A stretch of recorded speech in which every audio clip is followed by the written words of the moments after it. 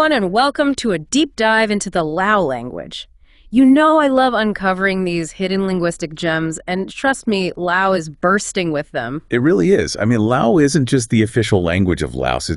It's a key that unlocks so much history and culture, from ancient empires to even French colonialism. There's so much packed in there. Okay, so picture this.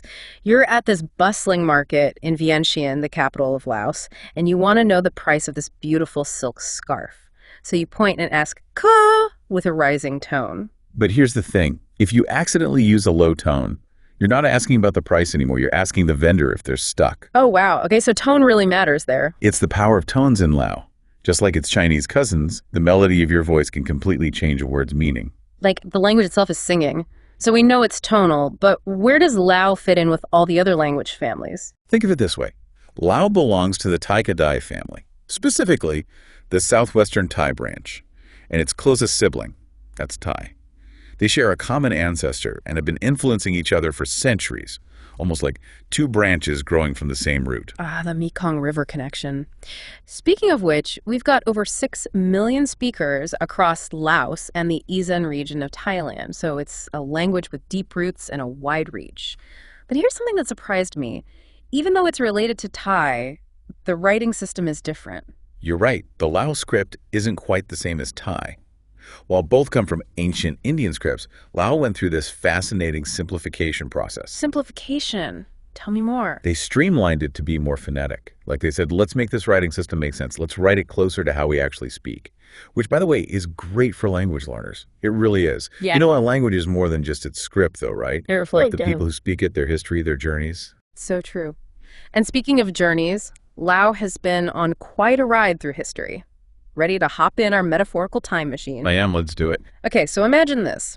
Centuries ago, the ancestors of Lao speakers were migrating south from what is now southern China. Following the Mekong River, right? Yeah, like a lifeline. It's incredible to think how that journey shaped their language. Yeah. You know, encountering new landscapes, new cultures, new ways of life. And this is where we start to see that fascinating dance between diverging and converging with other Thai languages, especially Thai. So like siblings growing up together but developing their own personalities. Exactly. But then you have the Khmer Empire, which was a major power in Southeast Asia at the time, and both Thai and Lao were profoundly influenced by them. The Khmer Empire, wow. Weren't they known for incredible temples like Angkor Wat? The very same. And their linguistic fingerprints are all over both Thai and Lao. We're talking words related to administration, urban life, all that points to a sophisticated society. And then, of course, you can't forget the arrival of Theravada Buddhism in the region. That must have had a huge impact on the language. Huge, absolutely. Theravada Buddhism brought with it all these Pali words, many of which you might recognize from yoga or meditation today. Karma, nirvana, mindfulness.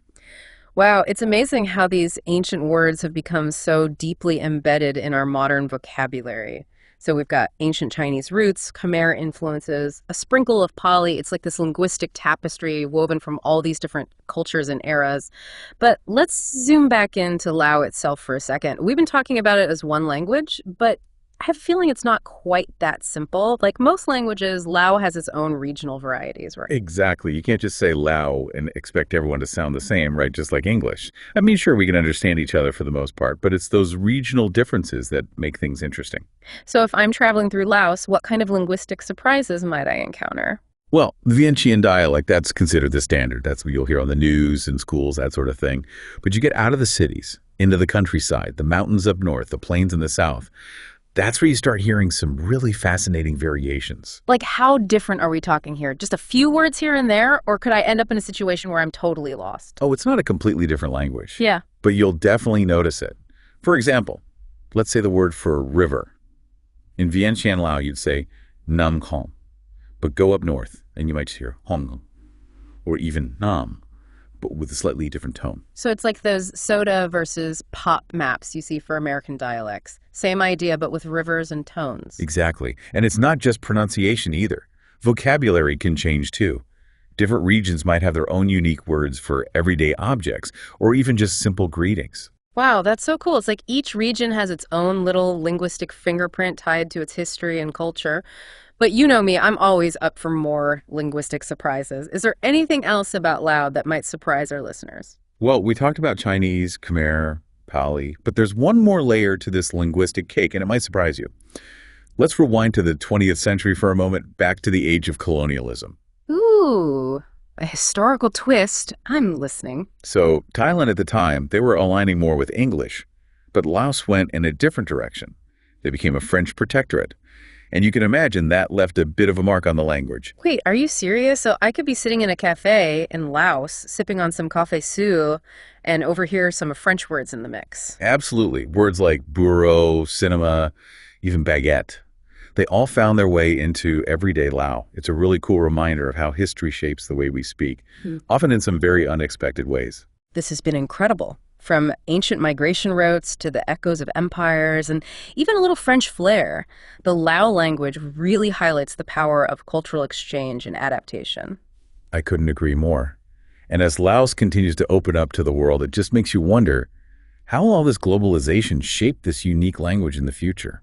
Will it hold on to those beautiful regional variations, those whispers of ancient empires and French cafes, or will it become something totally new? It's fascinating to think about. Only time will tell. It really will. And to our listeners, we hope this deep dive has inspired you to appreciate just how rich and complex the Lao language is. Maybe you'll be inspired to learn a few phrases yourself, or explore Lao music, or maybe even plan a trip to hear that linguistic tapestry in person. Until next time, keep exploring.